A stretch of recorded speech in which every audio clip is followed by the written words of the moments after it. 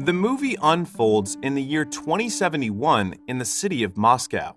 The surroundings depict how the planet Earth has greatly suffered from the intergalactic war fueled by Cherno, an evil scientist who dreams of conquering the entire universe. He is regarded as the most dangerous prisoner, turning his experiments as weapons that threaten lives. 20 years after the war, the humans, also known as Earthlings, still face hardships and struggle to sustain their basic needs. Anton, a young male Earthling, waits in a long line of humans to refill his water supply when a mysterious figure from the shadows intentionally manipulates a metal pole to collapse from behind him. Anton manages to evade the falling pole, but it creates a commotion in the area. The humans in line stare at him in dismay, accusing him of being plagued by bad luck out of the annoyance at the continuous accidents involving him. Meanwhile, the mysterious figure who turns out to be Cherno's daughter, Valia, reports back to her father in his gigantic spaceship-turned-prison. Valia's consistent failed attempts to stimulate Anton's DNA upsets Cherno. His latest invention, called the protogene, a combination of unique cells, is about to run out. The last remaining protogene is revealed to be within Anton's DNA, and it serves as the only key to his freedom. As a result, Cherno continually pressures her to keep on pursuing Anton and kill him for good, to which Valia feels heavily burdened. While Cherno's prison resides in the Earth's deep underground, another huge spaceship hovers right above it inside the city. This spaceship is displayed as a dandelion-shaped stadium that caters to a high-risk flying sport known as Cosmoball. In this sport, intergalactic teams of 4 must kick the destructive ball of energy called Wave Eater 5 times to open their opposing team's goal and score a point. 3 gifted humans, Fan, Natasha, and Pelly, make up the Team Earthlings, in which they all skillfully strike their opponent's goal open amidst being outnumbered. The game is broadcasted everywhere above the skies of the Earth in big holographic scenes, serving as the humans' greatest source of entertainment. On the contrary, Anton is frustrated at the impact brought by Cosmoball to the humans. He calls them out for being too immersed in a game when there are far better things to focus on, such as getting a job and dealing with hunger. Back in the stadium, the Earthlings and their current opponent, the Ferocious, both succeed at opening their opposing goal zones. Stan, a star player of the Ferocious, strikes a goal and they take the lead against the Earthlings by 1. In fact, the Wave Eater is one of Cherno's inventions. In the midst of transporting another Wave Eater to the playing field, Cherno successfully intercepts the transfer and instead tosses the wave towards the machines. A few machines smash to bits, severely injuring the guards in the process. This urges Bello, the head of the Galactic Cosmoball League, to momentarily halt the game and inform the players about the sudden technical difficulty. The guards regain control of the Wave Eater, and the game resumes as soon as the ball reaches the playing field.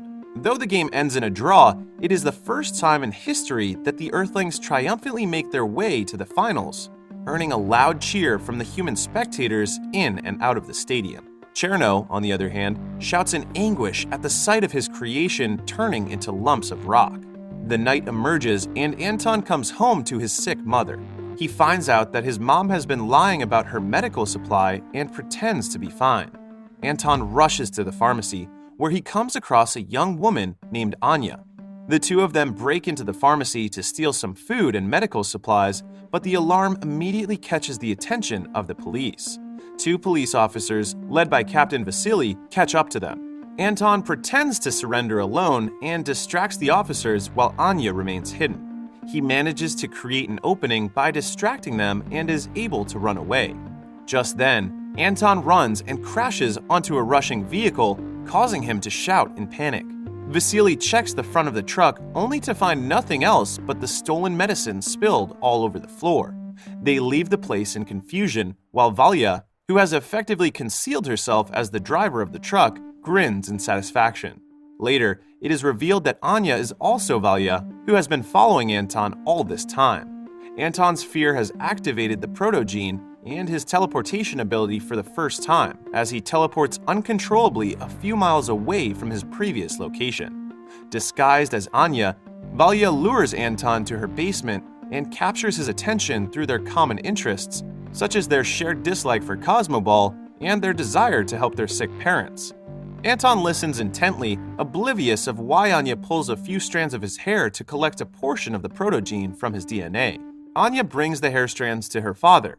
However, the protogene barely responds because of the inadequate amount. Meanwhile, Anton comes back home surprised at the sight of Bello and the Team Earthlings in their house. Bello confirms Anton's teleportation ability and expresses his interest in recruiting him as the fourth player of the Team Earthlings. Anton strongly declines, telling them that he does not like Cosmoball and that he has to take care of his sick mom.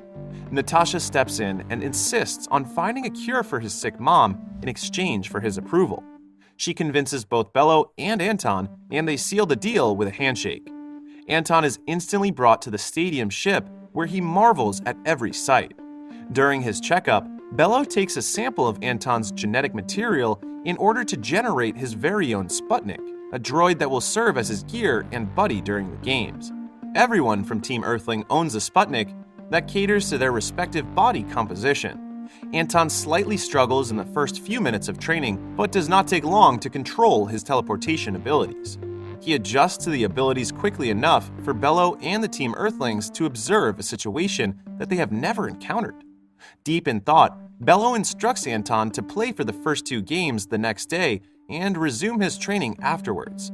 Bello leaves with Natasha afterwards to meet with the Galactic Council and talk about a possible cure for Anton's mother. The Council displays their contempt in the thought of helping Anton and his mother's intergalactic infection, but Bello firmly insists on going by the deal. He regards Anton as the most gifted athlete after having seen his performance on the first day of training.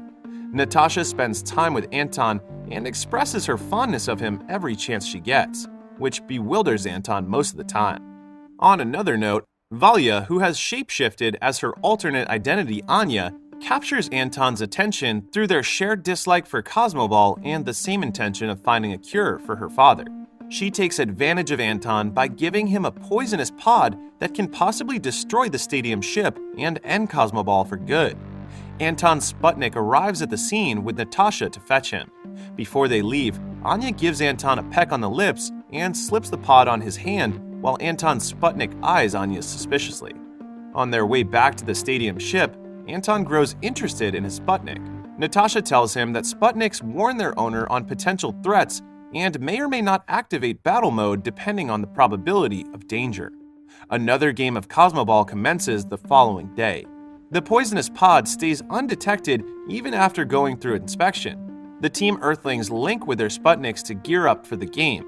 Anton, who is warily holding the poisonous pod in his hand, gets it stuck beneath his glove. Anton talks to his Sputnik and removes the glove, and Anton uses his hand to squeeze the poisonous pod, and its sap spreads across the stadium ship's floor. Anton nonchalantly walks away after following Anya's orders and enters the waiting area. As the athletes enter the playing field, Anton finds himself surrounded by a large crowd full of welcoming cheers. Back in his house, his mom watches the game together with Vasily, looking healthier than ever from the continuous medications. Soon, the players get into position and start the game. Anton, on the other hand, sits on the ground and ignores the entire game, causing the audience to call him a quitter. Bello pauses the game to summon Anton, attempting to talk some sense into him. He shows Anton the entire machinery inside the stadium ship and explains how Cosmoball is more than just a game. He tells Anton about the war, Cherno, the Wave Eater, and his last invention, which is the protogene. Ultimately, he says to Anton that being an athlete allows him to give his fellow Earthlings something to hope for amidst their current situation.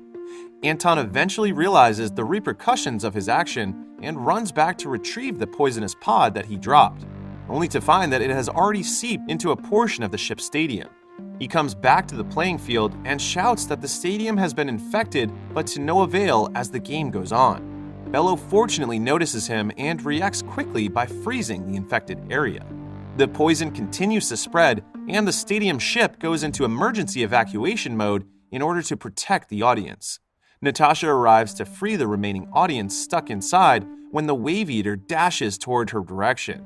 Anton sees this and races to her aid before the athletes kick the Wave Eater 5 times, which results in its meltdown. He loses consciousness from being hit by the Wave Eater, but he wakes up not long after.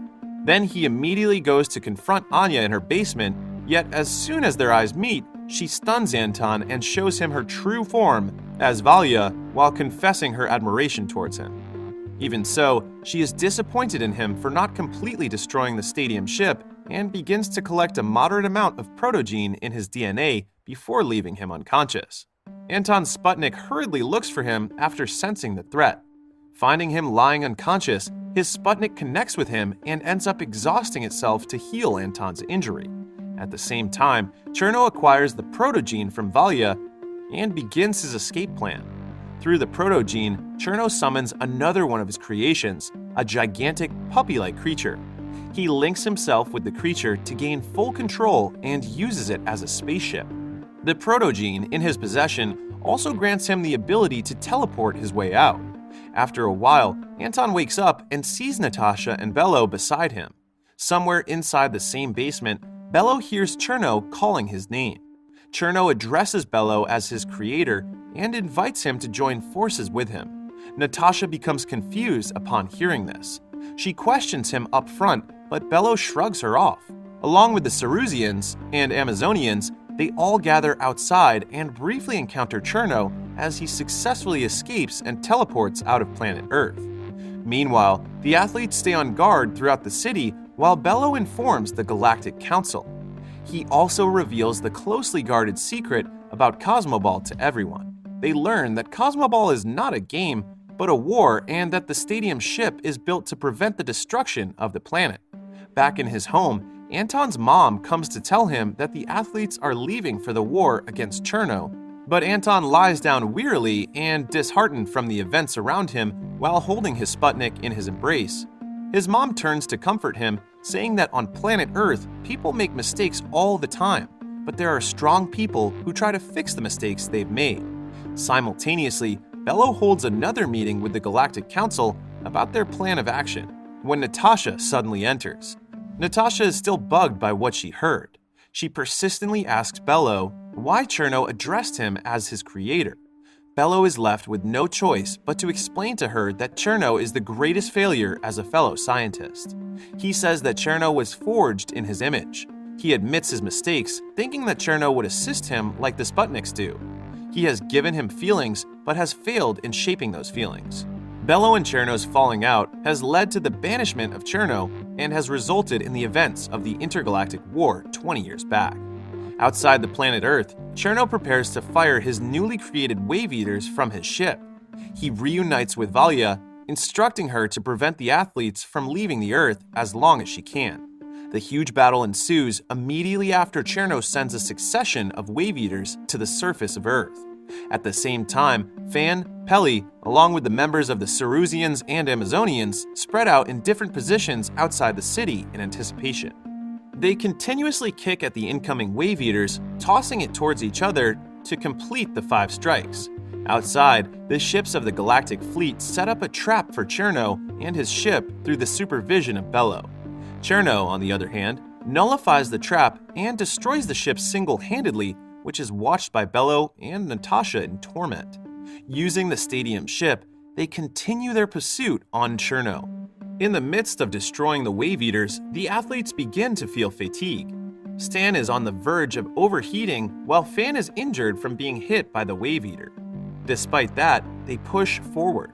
The impact of their swift strike causes some buildings to crash in some areas of the city. It is when Anton alarmingly gets up and witnesses what is happening. He talks earnestly to his Sputnik and fully establishes their connection. Anton later calls his Sputnik's name Mowgli, which finally awakens it. Anton heads out to assist Fan and Peli. He brings injured Fan to safety with the help of their fellow Earthlings.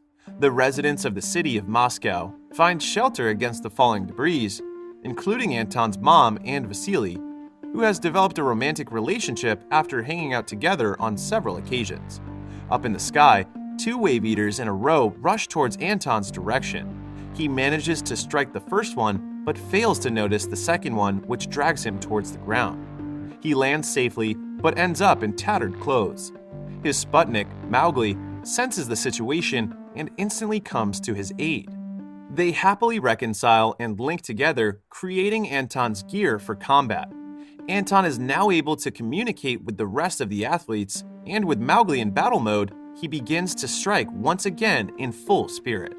He successfully destroys each Wave Eater with only one hit, impressing the rest of the athletes. On the other side, Bello decides to face Cherno head-on. He gives Natasha full control of the ship's stadium, ordering her to go back to Earth and save the others in case he does not make it back alive. Natasha agrees and teleports with Bello inside Cherno's ship, where they arrive to finally confront him. Bello later shows his true form while facing Cherno. They shortly catch up on the 20-year gap, and immediately after, their battle transpires. Cherno sneaks an attack towards Bello, but they quickly catch on. In response, Natasha teleports right in front of Cherno to kick him, but Valya interrupts her. Natasha evades Valya's attack and teleports away. However, Valya captures and stuns her instantly. Cherno aggressively charges at Bello, gloating that he has gotten much stronger than him despite being his creation. Meanwhile, Anton successfully teleports on the Earth's moon with Mowgli, witnessing the moon's sorry state. Mowgli's alarm activates, sensing danger nearby. They head towards the area straight away while thinking of Natasha and Bello. In the ship, Bello angers Cherno after he attacks with balls of ice towards his protogenes. Cherno creates a large shield to protect his creation while Bello continuously attacks.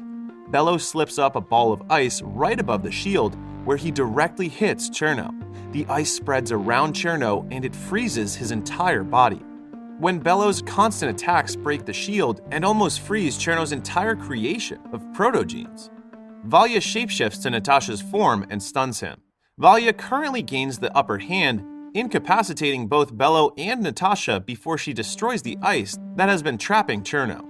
Cherno breaks free and utilizes his elastic gear to strangle Bello. He says his parting words and is about to kill him, but Anton arrives in time. Anton takes Valya hostage against Cherno, making him release his hold on Bello. Cherno walks towards Anton's direction and challenges him as if he can never kill Valya.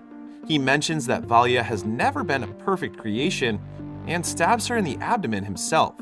Cherno's blade lightly touches Anton's gear, and it pushes him forcefully on the lining of the ship, where he is trapped and unable to teleport. Bello barely manages to keep Cherno distracted by dropping a bead of ice in an attempt to neutralize the power of the ship. The evil Cherno proceeds to direct his makeshift spear towards Bello and kills him instantly. Anton takes the chance to connect with the ship itself through their shared cells. He meets the puppy-like creature and it wildly chases him. As Anton nears the exit, he decides to stop and directly faces the creature instead. The wild creature is taken aback, its limbs coming to a full stop in front of the Earthling. They both stare at each other for a moment, and Anton later protests vehemently at the creature for its threatening behavior. It roars at him in reply before it senses their connection. Pushing further, Anton calms the creature by lightly touching its head. Soon enough, he successfully establishes trust with the creature, enabling him to break free of the lining of the ship.